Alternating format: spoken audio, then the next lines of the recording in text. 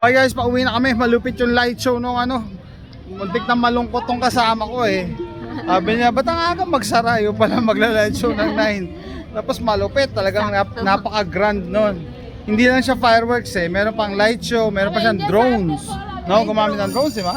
Saka may ano pa, water. Yeah, malupit yung ano, ending, Universal. Water, ano pa? I don't know, hindi ko siya pag i-compare ko siya sa Disney na light show tsaka yung fireworks, parang mas gusto ko to. I don't know, siguro yung effects, yung sound, tapos may storytelling siya, ganon siguro. Iba din yung sa Disney. Iba yung sa Disney pero parang mas kinilabutan ako dito eh.